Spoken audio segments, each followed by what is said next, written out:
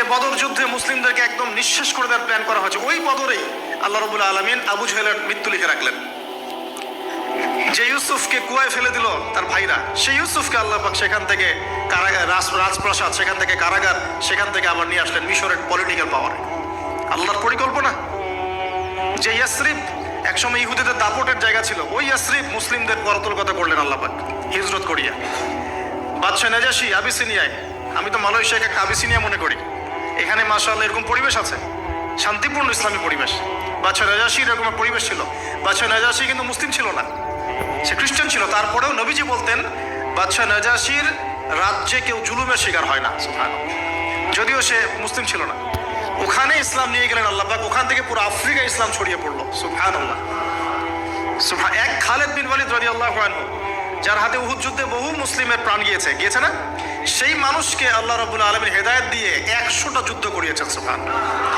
আল্লাহ পাকের পরিকল্পনা আমরা বুঝতে পারবো না, আল্লাহ পাকের পরিকল্পনা আমরা বুঝতে পারবো না। ওয়া মাকারুল্লাহ, তারা কৌশল করে, আল্লাহ পাকও পরিকল্পনা করে।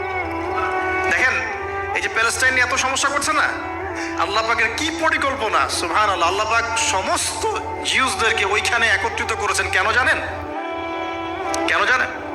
আল্লাহ পাক এই যে 1914 থেকে নিয়ে 2023 এই যে সালগুলো চলছে, 100 বছর, লাস্ট 100 বছরে সারা ওয়ার্ল্ডের জিউসদেরকে ওখানে একত্রিত কেন করেছেন জানেন? যেইভাবে আল্লাহ পাক ফেরাউনের দলবলকে লোহিত সাগরে ডুবিয়ে দিয়েছেন, ওইভাবে আল্লাহ পাক প্যালেস্টাইনিদের সবাইকে ডুবাবে ইনশাআল্লাহ। এটাও আল্লাহ পাকের একটা বড় পরিকল্পনা। এটা ওরা বুঝতে পারছে না, কিন্তু সময় সাক্ষী দিবে ইনশাআল্লাহ। দেখে নিন, আমরা 100% হলফ করে বলতে পারি এটা হবেই ইনশাআল্লাহ। এই কারণেই লাস্ট এই যে অটোম্যানদের ডিফিটের পর থেকে নিয়ে 1970 থেকে নিয়ে যে first world war, second world war করতে করতে সব জায়গা থেকে জিউসরাকে একত্রিত করেছে এখানে, বিকজ অফ লাস্ট একটা সর্বশেষ একটা ম্যাসাকার আল্লাহ পাক করবেন এদেরকে ইনশাআল্লাহ। কার হাতে?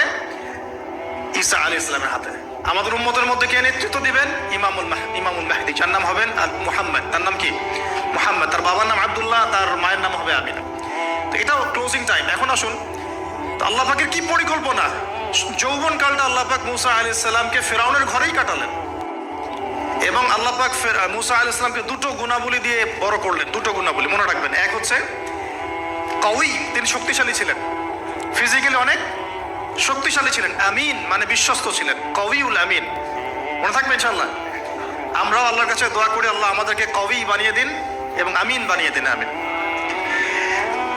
এবার যৌবনে উপনীত হয়েছেন, টকবকা রক্ত, বাইরে বের হয়েছেন। বাইরে বের হয়ে দেখছেন যে দুজন ব্যক্তি লড়াই করছে, রজুলান ইয়াকতাতুলান, দুজন ব্যক্তি মারামারি করছে।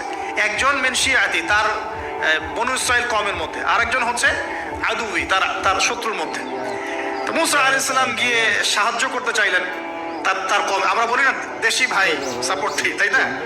আচ্ছা, তো মুসা আলাইহিস সালাম গিয়ে সাপোর্ট দিতে গিয়ে শুনেন, ফাওয়াকাযাহু মুসা ফাকাদা আলাইহি, মুসা আলাইহিস সালাম মাত্র একটা ঘুষি দিয়েছেন, এক ঘুষিতেই ওই ব্যক্তি ডেড, স্পট ডেড।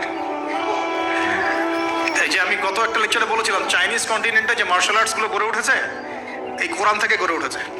তার আগে ওদের সভ্যতা ছিল, সংস্কৃতি ছিল, ঠিক আছে। এক ঘুষিতে মানুষ মারা যায়, এটা কোরআন বলেছে। এক ঘুষিতে মানুষ মারা যায়, এটা কোরআন বলেছে। ওরা এখন রিসার্চ করে বের করে যে 6টা-7টা স্পট আছে মানুষের দেহে, এক ঘুষিতে মানুষ মারা যেতে পারে।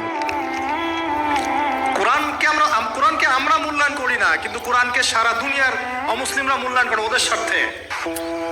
ওদের স্বার্থে তারা আমাদের কোরআনকে মূল্যায়ন করে, আমাদের হাদিসকে মূল্যায়ন করে। আমরা করতে চাই না, আল্লাহ মাফ করুক আমাদেরকে।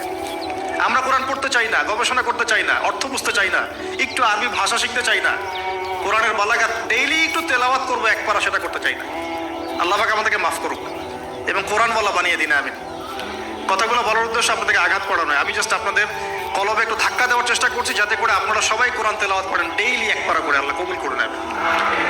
এবার আসুন, দেখুন এবার কি হলো। এটা ইন্টেনশনালি ছিল না, আনইনটেনশনালি মুসা আলাইহিস সালাম এখন কিন্তু মানে হত্যার অপরাধী হয়ে গেছেন, তাই না? ফেরাউন তাকে ধরার জন্য বের হয়েছে দলবল নিয়ে, ওকে ধরতে হবে, এবার অ্যারেস্ট করতে হবে। তো একজন এসে পরামর্শ দিল যে তুমি এখান থেকে চলে যাও, তুমি এই মিশর থেকে চলে যাও, বের হয়ে যাও, না হলে ফেরাউনের বাহিনী তোমাকে পেলে ধরে ফেলবে। এবার মুসা আলাইহিস সালাম চলে গেলেন কোথায়? মাদিয়ান। কোথায় বলেন? অনেক দূরে মাদিয়ান। মাদিয়ানে গিয়ে তার না আছে কোনো শেল্টার, না গার্ডিয়ান, না কোনো খাবার, না পানি, কিছুই নাই। ঠিক নবী সাল্লাল্লাহু আলাইহি ওয়াসাল্লামের সাহাবীরা হিজরত করেছেন আবিসিনিয়ায়, নবীজি হিজরত করেছেন একবার তায়েফে, ওখানে মার খেয়ে চলে আসতে হয়েছে না, মনে আছে? তাইফের 3টা গোত্র ছিল, আব্দে ইয়ালাইল, আব্দে মাসউদ, হাবিব বিন আমর, এই 3 গোত্রের নেতা ছিল। এরা নবী সাল্লাল্লাহু আলাইহি ওয়াসাল্লামকে ছোট ছোট বাচ্চাদেরকে দিয়ে পিটিয়েছিল, নাউজুবিল্লাহ। তারপরে নবীজি বদদোয়া করেন নাই, ওখান থেকে চলে আসছেন মক্কায়। আমি গুছিয়ে বলছি সব শর্ট করে।